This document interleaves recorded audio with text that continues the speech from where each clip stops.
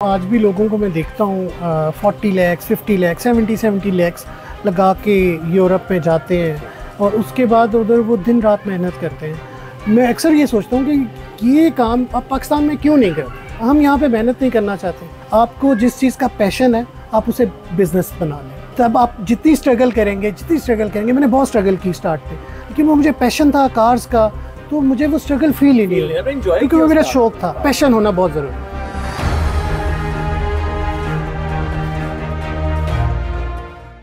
अस्सलाम वालेकुम, मैं हूं मोहम्मद शुएब।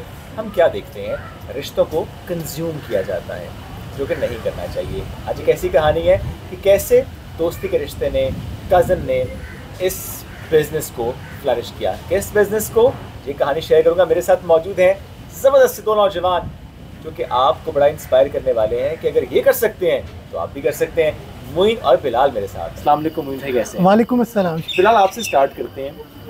आपने सेकेंड ईयर में गालिबन सोचा कि मैं अपनी स्टडीज़ को खुद सपोर्ट करूंगा।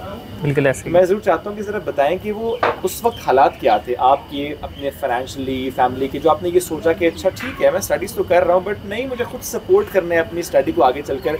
And then you started doing a job as a receptionist at a restaurant. अच्छा शोएब भाई, इसमें ये था कि स्टार्ट से ही जो है ना, आप कह लें क्या, आफ्टर मैट्रिक ही मेरा थोड़ा सा माइंड था कि यार बिज़नेस की तरफ जाना है, अपनी अर्निंग की तरफ जाना है, अपने काम की तरफ जाना है। मैंने पहली जॉब स्टार्ट की एक रेस्टोरेंट में एज अ रिसेप्शनिस्ट 2012 में।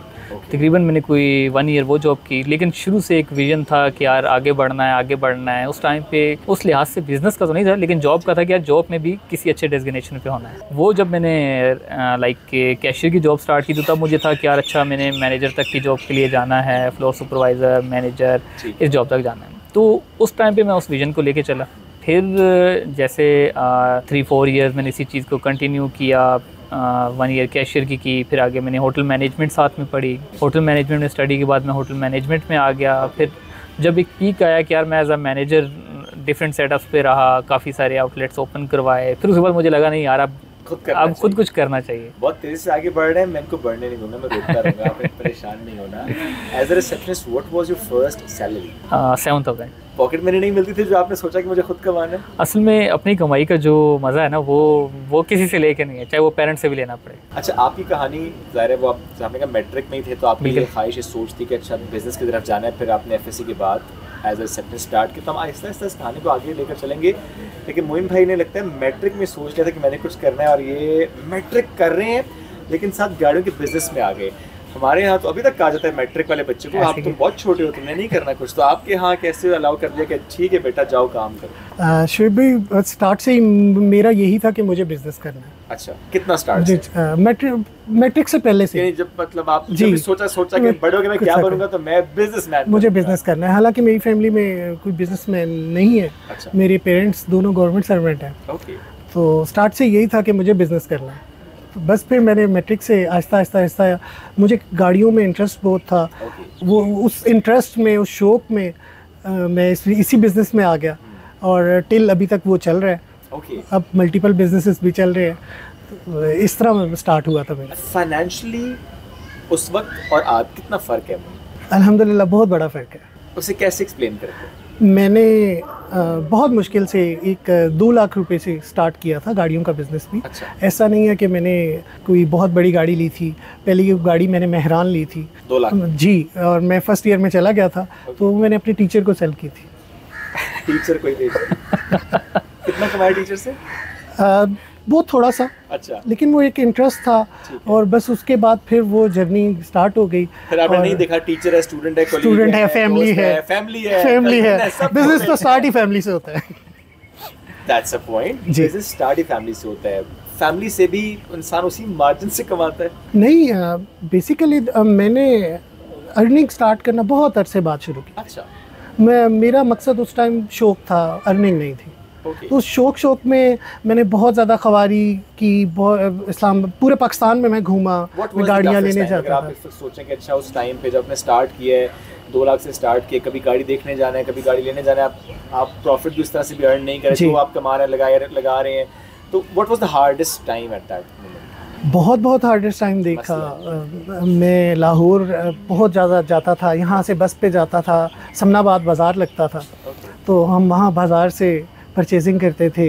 कभी एक गाड़ी ले लेते थे, जो हमारे पास बजट होता था उसके अकॉर्डिंग गाड़ी ले लेते थे। फिर हमारा आहिस्ता आहिस्ता दोस्त बन गए। मैंने हमेशा दोस्ती बिज़नेस में रखी, उन्हीं के साथ रखी कि जिनके साथ हमारा मिलता जुलता बिज़नेस था। तो हम मिल के चले जाते थे और वहाँ से हम परचेजिंग करते थे। फिर वो जब इतने कम बजट वाली गाड़ी हो तो वो तंग भी बहुत करती है।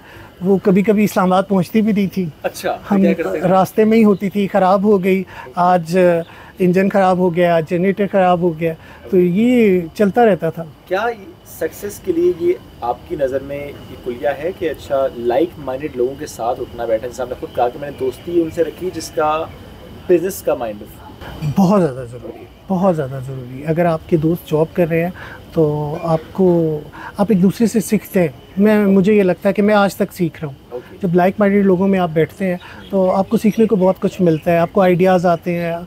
हम घूमने फिरने भी कभी भी जाते हैं तो हम कोशिश हमारी यही होती है कि वहाँ पे भी बिज़नेस ही हो।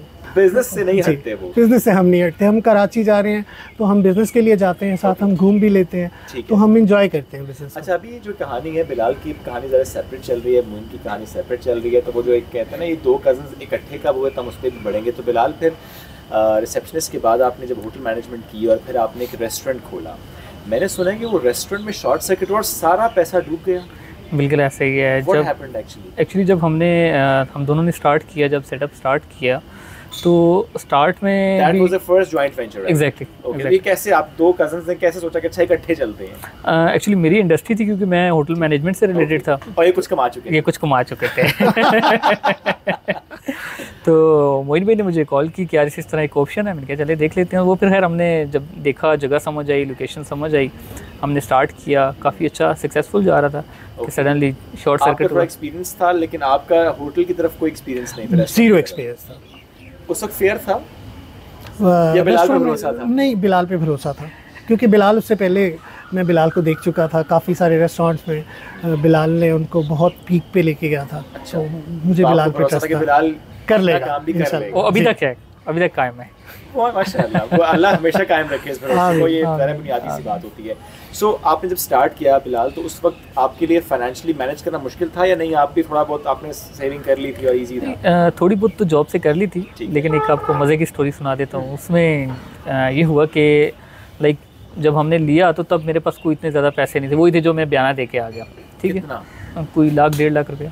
नहीं, आपने कितना देना था हमको? तकरीबन कोई 30-40 लाख। आपको 1 लाख था? 1 लाख था। तो आपने क्या किया? तो आप जैसे 15 भाई ढूंढे, 10-12 बंदे उनको कांटेक्ट किया। मैंने कहा एक कमेटी डालनी है, आज कमेटी डालते हैं।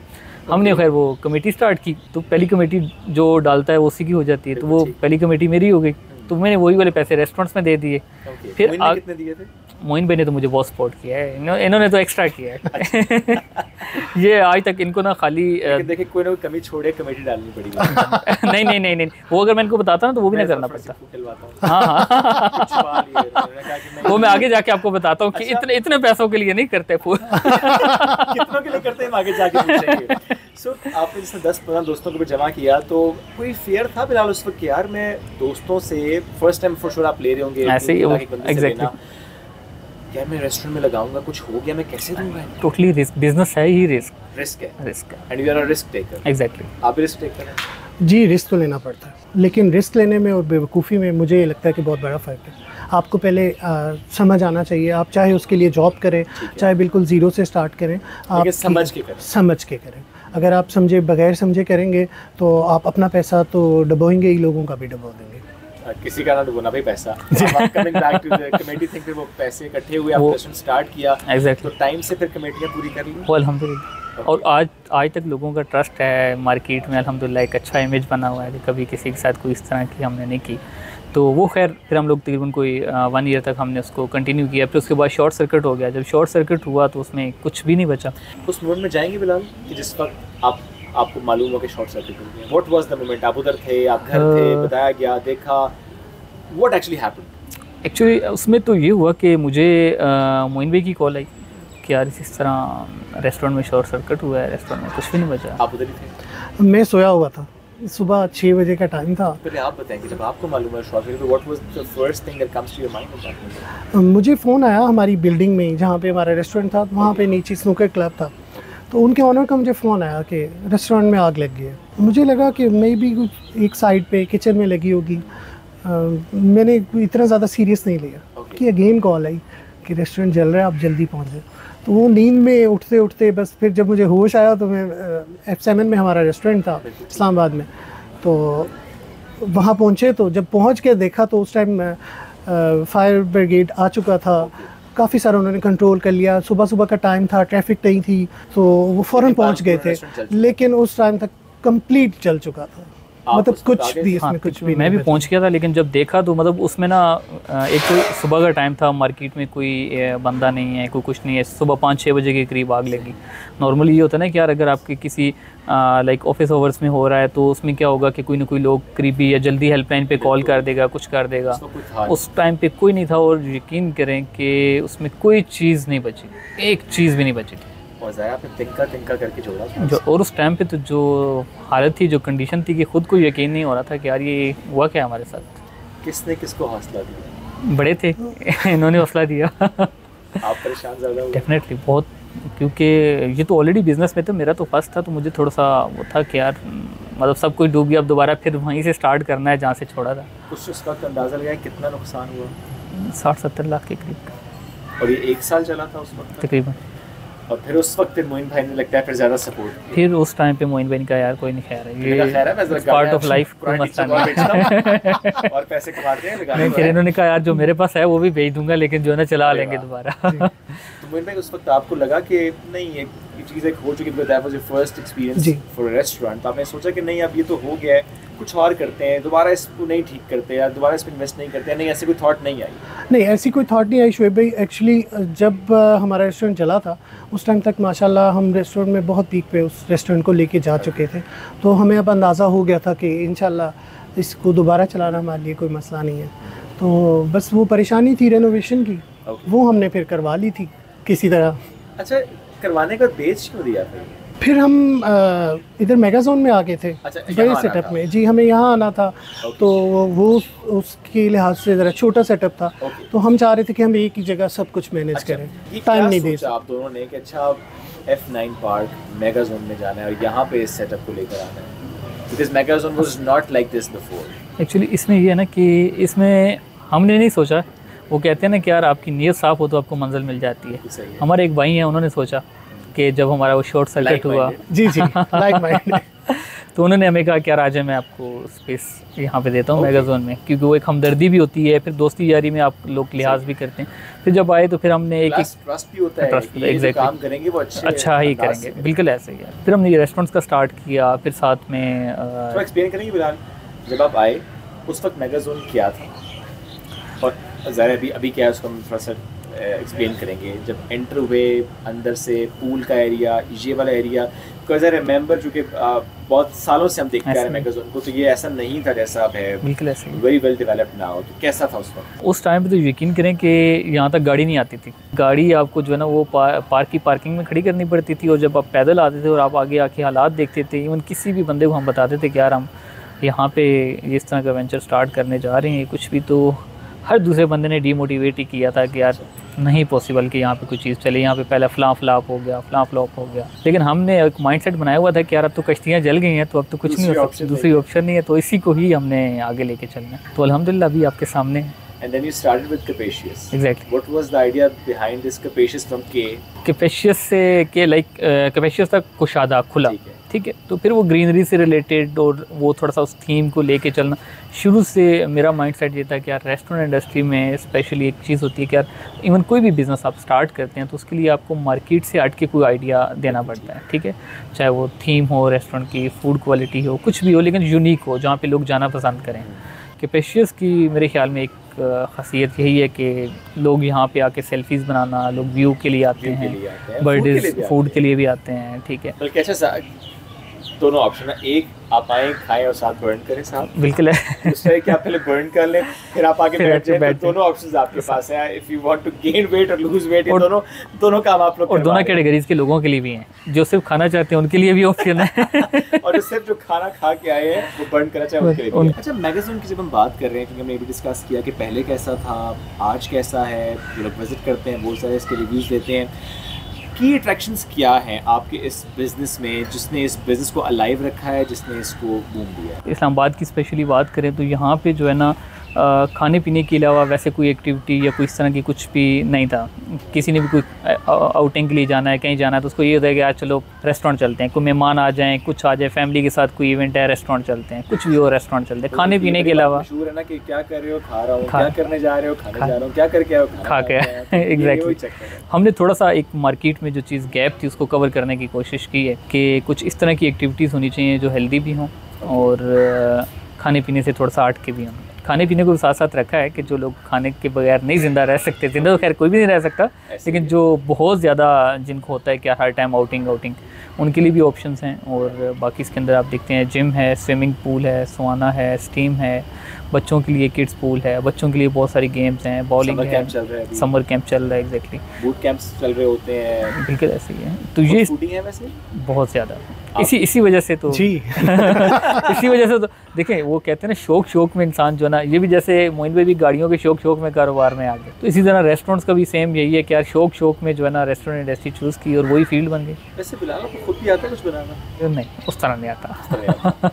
आपको? मुझे अंडा बनाना आता है। अच्छा, जब आप दोनों इकट्ठे बैठे होते हैं खाना खाने के लिए, तो रिकमेंड कौन करता है क्या खाना है, आप या मिलके ही करते हैं? ओके, जो मूड हो। अच्छा, अपने मूड पे चलते हैं, अपने मूड आप उन पे भरोसा रखते हैं जी कि ज़्यादा समटाइम यही होता है कि अगर फॉर एग्जांपल अपने रेस्टोरेंट से या कहीं से भी कुछ मंगवाना है तो मोइन भी कहते हैं देख लो जो दिल करता है मंगवा ले। ये कितना फ्रीक्वेंट होता है किसी और के रेस्टोरेंट में जाके खाना खाएं? ये ज़्यादा होता है। ज़्यादा होता है? ज़्यादा होता है। अच्छा, और वहाँ जाके चूँकि आपको इससे वाबस्ता है तो क्या फील होता है, अच्छा यार ये कुछ चीज़ ठीक नहीं थी या ये चीज़ अच्छी लग से अडॉप्टेड, असल में क्या चीज़ ज़्यादा होता है? असल में ये होता है कि जब किसी भी रेस्टोरेंट में एंटर होता है ना, तो मतलब अब बाकी जो बंदा होता है वो कोई देख रहा होगा, एम्बियंस देख रहा होगा, हम जाके देख रहे होते हैं अच्छा यार कहाँ पे इसने कौन सी चीज़ ऐड की हुई है, कौन सी यूनिक चीज़ है, कौन सी न्यू चीज़ है, मेन्यू में भी एक कंपैरिजन, एग्जैक्टली बिल्कुल ऐसे ही है। और दूसरा आपकी इंडस्ट्री है, पूरा दिन आप इसी इंडस्ट्री में रहते हैं, तो फिर जब आप जाते हैं बाहर तो आपको वो सारी चीज़ें ऑटो पे जो है ना नज़र आना शुरू हो जाती है कि यार क्या चल रहा है, इनकी सर्विस कैसी है, इनका फूड कैसा है, हमारा कंपैरिजन बनना शुरू कर देता है कि यार हमारे में और इनमें क्या फ़र्क है। वही एक आम तासुर होता है कि अच्छा बिजनेसमैन है ना, शशकी वाली ज़िंदगी है, बस इन्वेस्ट कर दिया है, बिजनेस चल रहा है, ऑटो पे चल रहा है, टाइम वाइम कोई नहीं देना, सिर्फ घूमना फिरना है। Is it the case? Should भी एक टाइम आता है, ऐसा भी होता है, लेकिन हमने तो ज़ीरो से स्टार्ट किया है, तो हमने तो बहुत स्ट्रगल किया है। अगर हम घर से पैसे लेके आते तो शायद फिर ऐसे ही होता, लेकिन हमने ज़ीरो से किया तो बहुत स्ट्रगल किया है, कतरा कतरा करके दरिया बनाया। नहीं, मैंने सवाल इसलिए किया बिकॉज जितना मैं यहाँ पर आता हूँ मैं आप दोनों को यहीं पर देखता हूँ जी, तो मैं इसलिए सवाल करूँ कि नॉर्मली में देखते हैं if you are owner of something तो आप खुद तो बस घर पे या कहीं और नहीं, ये ऐसा बिल्कुल नहीं है, टाइम दे रहे होते हैं जी, ऐसा बिल्कुल नहीं है। हमारी कोई रात नहीं होती, हमारा कोई दिन नहीं होता, हमारा कोई वीकेंड नहीं होता, ठीक है। हमारे जितने भी एम्प्लॉयज़ हैं मैं उनको अक्सर ये बात कहता हूँ कि मज़े तो आप लोगों के, आपको पता होता है कि आपका संडे ऑफ है, आपको पता होता है कि जी ये आपका ऑफ हो गया, इसके बाद आपने रिलैक्स करना है, फैमिली को टाइम देना है, तो हमारे लिए बहुत मुश्किल होता है। फैमिली लाइफ मैनेज करना मुश्किल होता है, मुश्किल बहुत मुश्किल होता है, एंड यू बीइंग मैरिड तो ज़्यादा मुश्किल होता है, बहुत ज़्यादा मुश्किल होता है, डांट पड़ती रहती है। तो how do you manage this? कैसे भाभी को आप समझाते हैं कि नहीं देखो टाइम तो देना पड़ेगा बिजनेस? बस शुएब भाई, हमारी रूटीन तो है नहीं, कभी कभी रात को बहुत लेट नाइट फ्री होते हैं तो फिर सुबह थोड़ा सा घर पे टाइम दे लेते हैं, तो जब कभी रात को दे लेते हैं, बस चलता रहता है मिक्स। और घर कम जाते हैं क्या, ये वजह कि बेटा आपका मोइन भाई कहते हैं? वो मुझे घर में भाई मेरे सारे मोइन भाई कहते हैं, तो बेटा फिर वो सब उनको सुन के ना मुझे मोइन भाई कहता है। मैंने कहा अच्छा बेटे ऐसे ही चलेगा। इसको ऐसे ही रहने दिया जाए। बिलाल, अभी इस वक्त कितने एम्प्लॉयज़ हैं आपके? क्योंकि ज़ाहिर जब हम एम्प्लॉयमेंट क्रिएशन की बात करते हैं तो उसमें आप लोगों के ज़ाहिर बिजनेस की वजह से बहुत से लोग हैं जिनके घर चल रहे हैं, बहुत से लोग हैं जो जुड़े हैं इसके इदारे के साथ। कितने लोग जो आप कह लें कि पैनल्स पे हैं, जो सैलरी पैनल्स पे हैं, वो तो 100+ हैं। बाकी इनके बैक एंड पे आपको पता है वेंडर्स चल रहे हैं, जैसे कुछ सप्लायर्स हैं, ग्रोसरी है, हम मीट सप्लायर है, उनके भी पीछे फिर वो डिफरेंट एक पूरी चैन है जो एक चलती जाती है। सबसे मुश्किल काम एक बिज़नेस चलाने में क्या होता है? सबसे जो आपको कूल माइंड रहना। अच्छा, कि यार आपको प्रेशर नहीं लेना होता बिजनेस में, सब प्रेशर हैंडल करना। प्रेशर किस तरह का? आप इवेंटर से बात करनी है, चीज़ें मैनेज करनी है? असल में बिजनेस में आपको हर तरह का प्रेशर आ रहा होता है। अच्छा, हर तरह से आपको प्रेशराइज किया। जैसे अब मैं आपको बताऊं कि अब समटाइम फैमिली में अगर आप जा रहे हैं तो फैमिली में क्या होगा कि यार आपको किसी की कज़न की शादी है, ठीक है, अब रेस्टोरेंट्स हमारे वीकेंड्स पे बिजी होते हैं, ठीक है, आप नहीं जाओ, वो आपको फैमिली की तरफ से एक अलग प्रेशर होगा। फिर अब कोई भी इवन हॉलीडे है, आप ईद का लगा लें, कोई भी इस तरह का आता है, सब पे रश होता है। और हम, मेरे ख्याल में बहुत रेयर हुआ कि किसी में क्या हूँ। ओके, और आपके साथ भी यही मामला है? ऐसा ही होता है। ससुराल की शादियां अटेंड की हैं? नहीं, करनी पड़ती हैं, बस मिलजुल कर हम मैनेज कर लेते हैं। जब बिलाल भाई यहाँ होते हैं तो फिर मैं चला जाता हूँ। खानदान भी मोरलेस सेम है तो एक की रिप्रेजेंटेशन हो जाती है, मैनेज कर लेते हैं, मैनेज हो जाता है। अच्छा, मुझे इससे पहले आपने कहा ना कि बिजनेस करना ही फैमिली में चाहिए, स्टार्ट भी नहीं से करना चाहिए, लाजमी करना चाहिए, हालांकि नॉर्मली तासुर है कि नहीं करना चाहिए फैमिली में, ये हम सुनते हैं। Please explain your ideology and philosophy behind. Shoaib भाई देखिए, मैंने स्टार्ट में फैमिली में किया, अपने ताया को, मामू को और बहुत सारे लोगों को। मामू बनाया नहीं? जी नहीं, बिल्कुल नहीं बनाया, मार्जिन भी नहीं रखा। देखिए, बिजनेस ज़रूरी नहीं है कि आपने प्रॉफिट ही निकालना, ठीक है, आप सीखते हैं, बहुत सारी चीज़ें आप सीखते हैं, उनको साथ लेके चलते हैं, क्योंकि स्टार्ट में आप पे बाहर के लोग आपको ट्रस्ट डेवलप करना पड़ता है, और ट्रस्ट डेवलप करते करते आपको 5, 6, 7 साल 10 साल लग जाते हैं मार्केट में। मैंने प्रॉफिट तो बिल्कुल नहीं रखा, और ये था कि उनके पैसों पे रिस्क लिया, काम किया, मेहनत की, और उनको भी अच्छी चीज़ें लेकर दी। एक नौजवान के लिए रिस्क लेना कितना ज़रूरी है? Normally you are afraid to take risk. Shubh भाई, बहुत ज़्यादा ज़रूरी है, लेकिन आप पहले सीखें। अगर आपको काम नहीं आता, आप एटलीस्ट बेवकूफ़ी नहीं करनी। ऐसा नहीं है कि मैंने घर से पैसे उठाए और पहली गाड़ी जाके ले ली। मैं शोरूम्स पे बैठता रहा, टाइम देता रहा। कॉलेज के बाद G8 में, इस्लामाबाद में काफ़ी सारे दोस्त थे।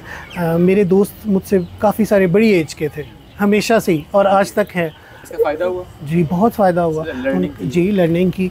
मैंने पहले सीखा, पहले समझा कि ये बिज़नेस है क्या, फिर मैं वर्कशॉप टिल डेट तक, आज भी, अब मेरा छोटा भाई देख रहा है मेरा कार्स वाला बिज़नेस, लेकिन मैं टिल आज भी वर्कशॉप जाके खुद देखता हूँ कि क्या मसला है गाड़ी में, क्योंकि हमारे मार्जिन्स इतने कोई बहुत ज़्यादा बड़े नहीं होते। तो हम गाड़ी को जब रेडी कर रहे होते हैं तो हमें एक एक जगह से पैसे बचाने होते हैं, वही हमारा प्रॉफिट होता है। और वैसे भी हम देखते हैं कि स्पेशली आजकल के हालात में जब एक फाइनेंशियल क्रंच है तो बिजनेस मुतासर हुए हैं जी, बट रेस्टोरेंट का बिजनेस बिलाल आई थिंक उस तरह से मुतासर नहीं हुआ है। नहीं, इफेक्ट होते हैं बिजनेस। असल में देखिए, कोई भी चीज़ आपने सेल करनी है ना, तो आपको प्रोडक्ट नॉलेज होना बहुत ज़रूरी है। अगर कोई भी आपने प्रोडक्ट सेल करनी है, रेस्टोरेंट का भी इसी तरह बिजनेस है कि रेस्टोरेंट्स में भी अगर आपने एक फूड सेल करने के लिए बैठे हुए हैं, तो आपको फूड की नॉलेज होना बहुत ज़रूरी है, ठीक है।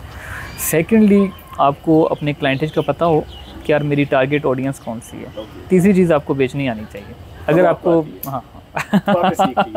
अच्छा, व्हाट्स नेक्स्ट?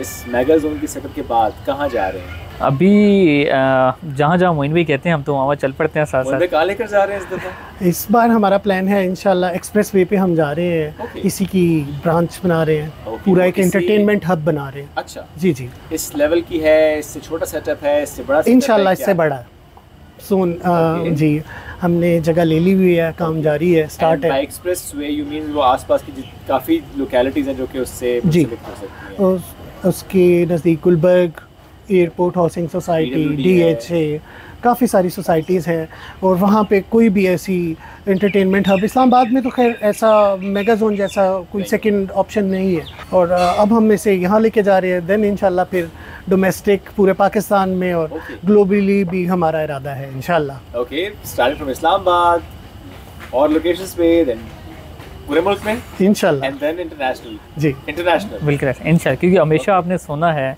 कि हमने खुद भी यही सुनते आते थे कि यार अच्छा ये फ़लाँ ब्रांड बाहर से आया है, तो हम इंशाल्लाह हमारी कोशिश है कि हम अपने पाकिस्तान को रिप्रेजेंट करें बाहर जाके। थोड़ा सा अगर आपको मैं लेकर जाऊँ, आपके बचपन में लेकर जाऊँ, या अदरवाइज़ जब हम ये बात करते हैं कि अच्छा कोई चीज़ देख कर या कोई चीज़ सोच कर यार मैं ये लेना चाहता हूँ but I don't have money, मैं नहीं ले सकता ये, ऐसी कौन सी चीज़ या ऐसी कौन सी कहानी आपके माइंड में आती है कि यार उस वक्त मैं ये सोचता था कि यार I want to do this या I want to get this, नहीं ले सकता था? हाँ, वो तो खैर अभी भी है इंसान की इंसान की जो ख्वाहिशात है वो कभी भी ख़त्म नहीं होती। नहीं, कुछ ख्वाहिशात तो पूरी की होंगी? बहुत सी पूरी की, बताया जो पहले नहीं पूरी होती। इसमें बहुत सारी छोटी छोटी चीज़ें भी होती थी, जैसे फॉर एग्जांपल उस टाइम पे अगर आप बात की जाए कि एक लर्निंग पॉइंट था, तो लर्निंग पॉइंट में अब किसी ब्रांड को उस तरह अफोर्ड, या आप लग्जरियस लाइफ आप कहते हैं कि यार चाहे वो गाड़ी है, फ़ोन है, वॉचेस हैं, कुछ भी है, ड्रेसिंग है, आप अफोर्ड नहीं कर सकते थे। तो वो जो चीज़ें उस टाइम पे थी वो आके भी बहुत सारी चेंज हुई हैं। लेकिन उस टाइम पे जो उन चीज़ों की खुशी होती थी लेके, कोई एक चीज़ भी लेके, आज वो उस तरह की 10 भी लेके खुशी नहीं होती। अब ख्वाहिशात बढ़ गई, अब ख्वाहिशात अब और उससे ऊपर चली गई हैं कि इंसान जब तक ज़िंदा है, आपको पता है, तब तक ये तो ऐसा दरिया बस चलता जा रहा है, ज़ाहिर उसमें आपको दिल करते हैं और से और की तलाश होती है। The same thing happened with you Moin, कि अच्छा कोई ऐसी चीज़ जो आपको याद आती हो कि यार उस वक्त मैं सोचता कि I can't afford this, I can't do this, but now Allah ने आपका हाथ थामा और अभी आप माशाल्लाह। शुएब भी उस टाइम बहुत अच्छा था, बहुत अच्छी ज़िंदगी गुजर रही थी, लेकिन ये है कि लग्जरी लाइफ नहीं थी। तो अपने पैसे कमा कर हमने बहुत सारी अयाशियाँ की हैं जो पहले नहीं कर सकते थे। और फैमिली अब कितना आपको आप पे प्राउड फील करती है कि बिकॉज ऑफ यू टू, ज़रा पूरा ख़ानदान फ्लरिश कर रहा होता है ना आपकी वजह से। एक बंदा जो मेहनत कर रहा है, ज़रा ख़ानदान की दुआ भी है, पूरा अपलिफ्ट होते हैं। अब तो बहुत प्राउड फील करती है। पहले मेरी मदर टीचर थी, तो उनको मेरा ये गाड़ियों वाला काम और वर्कशॉप जाना बिल्कुल पसंद नहीं था। तो मुझे बहुत डांट पड़ती रही यूनिवर्सिटी तक। जी, तो वो यूनिवर्सिटी तक उनको बिल्कुल पसंद नहीं था। फिर जब मेरा बिज़नेस एक्सपेंड होता गया, मैं साथ साथ एड ऑन्स करता रहा, उसमें कार रेंटल ऐड कर दिया, तो काफ़ी सारा फ्लीट था जो मेरा चल रहा था। कोविड में जब ट्रांसपोर्ट बंद थी, तब यहाँ से इस्लामाबाद से पूरे पाकिस्तान में मेरी कार रेंटल की गाड़ियाँ जाती थी। कराची से फैसलाबाद, मुल्तान, लाहौर में मेरे ऑफिस थे। कोविड के बाद मैंने उसको थोड़ा सा कम कर दिया था, शोरूम को ही बस लेके चल रहे थे। तो अब तो फैमिली काफ़ी प्राउड फील करती है। असल में हमारा जो बैकग्राउंड है ना, उसमें कोई बिज़नेस वाला था नहीं पहले, सारे जॉब्स वाले थे। ठीक है, जब सारे जॉब्स वाले हो ना, तो वो हमेशा पेरेंट्स वही करते हैं जो उनकी कोशिश होती है कि यार हमने ये चीज़ की थी, अच्छा यार ये अच्छी है जॉब में, तो ठीक है यार गवर्नमेंट की जॉब कर लो, ये कर लो, वो कर लो, इससे आपका जो है ना कैरियर बन जाएगा, ये हो जाएगा। बिज़नेस का वो इस तरह कोई बंदा सपोर्ट करने के लिए नहीं होता। लेकिन इवन जब मैंने लास्ट जॉब भी स्किप की थी 2017-18 में, तब भी बहुत सारे लोगों ने मुझे कहा कि यार ये बेवकूफ़ी है, क्योंकि जॉब भी मैंने एक पीक पे जाकर छोड़ी थी। ठीक है, तो उस टाइम भी सारों ने कहा कि यार ये बेवकूफ़ी है कि यार आप जॉब कर रहे हो, जॉब को अच्छी जॉब लगी है, इसको छोड़ना नहीं चाहिए, ये नहीं करना चाहिए। लेकिन जब आए अल्हम्दुलिल्लाह, स्टार्ट में ज़ाहिर बात है सारे हर्डल करते हैं कि यार ये गलत कर रहा है, ये बेवकूफ़ी कर रहा है। लेकिन आपका माइंड अगर क्लियर हो, आपका विज़न बना हुआ है कि यार मैंने ये चीज़ करनी है, और जब आप करते हैं, जब आप सक्सेसफुल हो जाते हैं, तो फिर डेफिनेटली आपको सारे सपोर्ट करते हैं। फिर कोई बंदा नहीं कर रहे। शादी का असल में यही सोचा था कि पहले कुछ बन जाए, फिर कुछ शादी का सोचें। अच्छा देखिए, आप यहाँ पे ना ये मेरी बात है कि मैं ये नहीं कह सकता कि मैं शादी भी इसलिए नहीं कर रहा कि अच्छा मुझे ये करना है, मेरा ये गोल है, मैं ये अचीव कर लूँ, because he is married, having a son, तो आप मैनेज कर रहे हैं आराम से। जी अल्हम्दुलिल्लाह। जो उनकी राय वो गलत हो गई कि तो शादी के बाद आप नहीं कर पाएंगे मैनेज। नहीं, मैंने मेरी सक्सेस शादी के बाद हुई थी ज़्यादा। आपकी डबल हो जाएगी मेरी। मैं बड़ा छोटा सा था, 2016 में मेरी शादी हो गई थी। चाइल्ड मैरिज केस था? बस कुछ ऐसा ही था। तो छोटा सा था, मेरी शादी हो गई थी, मैं पूछ लूं। बस यूनिवर्सिटी से फ्री होता गया तो पेरेंट्स ने कहा पहले इनकी शादी कर दो। जी। अच्छा, वैसे बिल्कुल डिग्री के बाद ये कहा जाए शादी कर लो, तो उस वक्त आप रेजिस्ट नहीं करते? मैंने रेजिस्ट किया था, लेकिन उन्होंने मेरी सुनी नहीं। अच्छा फैसला था उनका? अच्छा था। दूसरी ऑप्शन नहीं है। यूनिवर्सिटी कौन सी थी आपकी? University of Lahore Islamabad campus से मैंने बीएस किया था, इलेक्ट्रॉनिक्स एंड इलेक्ट्रिकल सिस्टम्स में। इतनी डिफरेंट स्टडी और इतना डिफरेंट काम? बस उस टाइम तक मेरी मदर का, पेरेंट्स का यही था कि इसने जॉब करनी है, इसने इंजीनियर बनना है। लेकिन वो मुझे पता था कि मुझे नहीं करना, तो उनकी ख्वाहिश थी, तो मैंने कहा डिग्री कर ली थी मैंने। डिग्री है इंजीनियरिंग की? जी। काम कुछ और है, वो गाड़ियों का भी है, वो रेस्टोरेंट का भी है, वो डिज़ाइन एंटरटेनमेंट इंडस्ट्री से भी वाबस्ता हो गए हैं। बिलाल, आपने हॉस्पिटल मैनेजमेंट तो की, लेकिन आपने बैंक में भी जॉब की थी? बैंक में भी, एग्जैक्टली 2 इयर्स मैंने बैंक में जॉब की। मतलब आउट ऑफ नोवेयर, यानी रिसेप्शनिस्ट, होटल मैनेजमेंट, ये बैंक कहाँ से बीच में आया था? असल में मुझे ये एक टाइम पे फील हुआ। बंद तो नहीं कर दिए थे? नहीं, ये पुरानी बात है, ये पुरानी बात है, ये उससे पहले की बात। असल में बैंकिंग का मुझे ये था कि यार होटलिंग में ना आपका आने जाने का कोई टाइम नहीं, जैसे मैंने आपको कहा बाकी हर तरह से बहुत अच्छा है, सिर्फ ये है कि यार आप फैमिली को टाइम नहीं दे सकते। तो मुझे लगा कि यार बैंक में ये है कि 9 to 5 वाली जॉब है, 9 बजे गए, 5 बजे घर आ गए, ये सोच के गया। लेकिन वहाँ पे गया तो वहाँ पता चला कि जाने का कोई टाइम नहीं, आने का 9 बजे। यहाँ भी ऐसे ही है? यहाँ तो पहले से ही ऐसे था। लेकिन यहाँ पे ये है कि क्योंकि अपनी इंडस्ट्री थी और एक पैशन भी था होटलिंग का, फिर खाना पीना, फिर ज़रा अच्छा टाइम स्पेंड हो जाता है। ग्रेट। फिलहाल वो लोग जो, स्पेशली मैं यंगस्टर्स की बात करूँगा और आप भी इस पे राय दीजिएगा कि हम डिग्री कर रहे होते हैं या ड्यूरिंग द डिग्री या जस्ट आफ्टर द डिग्री, हमारी बस कोशिश अब होती है नौजवान की कि बस पाकिस्तान से बाहर निकलना है, चाहे वो डिग्री के उसके लिए जाएँ फिर वहीं सेटल हो जाएँ, सोच ये होते हैं बस यहाँ से निकलना है। How do you see this, इस सोच को आप कैसा देखते हैं?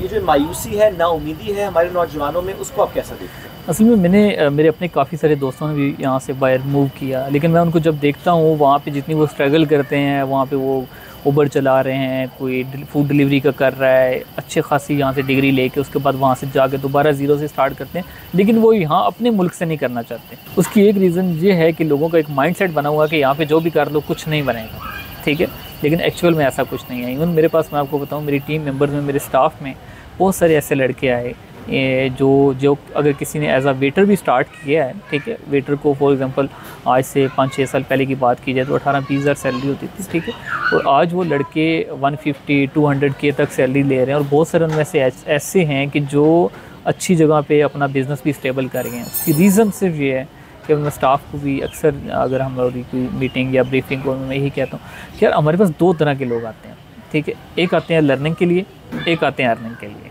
ठीक है।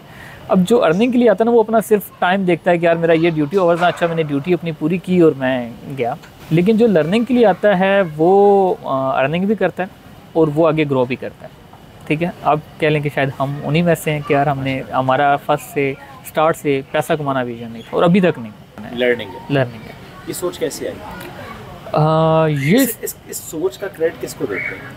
इस सोच का क्रेडिट असल में एक तो ये था कि यार फैमिली, आपको आप कह लें कि जो आपकी तरबियत होती है वो बहुत मैटर करती है, कि शुरू से कभी भी फैमिली ने भी ये पैसे की भूख या वो चीज़ हमारे जहनों में नहीं डाली। कारोबार का ये जो प्यारी बात है, ये अभी बहुत कहा जाता है कि डू नॉट डिस्कस मनी। जब आपकी गुफ्तगू में बहुत पैसा आ जाए ना, कि पैसा ये, पैसा वो, पैसा ऐसे, पैसा वैसे, इसका मतलब है काम ख़राब हो रहा है। तो पैसा गुफ्तगू का हिस्सा नहीं होना चाहिए, और ये बहुत प्यारी बात आपने की। अमीन, आप भी जो आपके कुछ मे बी यूनिवर्सिटी के या जिन्होंने इंजीनियरिंग की और बाद में जॉब की, या कुछ ऐसे जो शायद बाहर चले गए होंगे, आपने भी ऐसा देखा कि जो बाहर गए स्ट्रगल ज़्यादा करें और आप भी सोचते हैं यार यही मेहनत यहाँ कर लेते हैं? शिवभी, मैं हमेशा कहता हूँ, आज भी लोगों को मैं देखता हूँ 40 लाख, 50 लाख, 70 लाख लगा के यूरोप में जाते हैं और उसके बाद उधर वो दिन रात मेहनत करते हैं। मैं अक्सर ये सोचता हूँ कि ये काम आप पाकिस्तान में क्यों नहीं करते? और 70 लाख अच्छी खासी अमाउंट होती है, इसमें बहुत अच्छा एक बिजनेस स्टार्ट हो जाता है। हम यहाँ पे मेहनत नहीं करना चाहते। मुझे हमेशा, मैं एक बात अपने दोस्तों को भी कहता हूँ, अपनी फैमिली में भी कहता हूँ, आपको जिस चीज़ का पैशन है आप उसे बिजनेस बना लें। तब आप जितनी स्ट्रगल करेंगे, मैंने बहुत स्ट्रगल की स्टार्ट में, लेकिन वो मुझे पैशन था कार्स का, तो मुझे वो स्ट्रगल फील ही नहीं हुआ, क्योंकि वो मेरा शौक था। मैं टिल डेट तक मुझे जो गाड़ी चलानी होती है, मैं उसे बिजनेस पॉइंट ऑफ व्यू से इन्वेस्टर रेट पे ले लेता हूँ, ठीक है। मैं उसे यूज़ भी करता हूँ, शौक भी पूरा करता हूँ और उसको सेल भी कर देता हूँ, प्रॉफिट भी आता है। जब आप पैशन को लेके चलेंगे आप बिज़नेस में कामयाब हो जाएंगे। लेकिन जब आप बिज़नेस को, वो बिलाल भाई वाली बात है कि आप टाइम पूरा करेंगे कि बस ये टाइम है, इस टाइम मैंने ओपन करना है अपना शॉप, रेस्टोरेंट या कुछ भी, और इस टाइम क्लोज़ करना है, तो फिर बहुत मुश्किल है। क्या बात, पैशन होना बहुत ज़रूरी है। यानी अपने पैशन को सर्व करेंगे, आपका पैशन है तो फिर आप बाकी बहुत ऊपर जाएंगे। जो बिलाल ने बात की, मैंने आगाज़ में कहा था कि लर्निंग को फोकस करें, अर्निंग को नहीं। Thank you so much Bilal and Moin, it was nice talking to you. आपको हमारी ये कहानी कैसी लगी ज़रूर फीडबैक दीजिएगा। अल्लाह हाफ़िज़।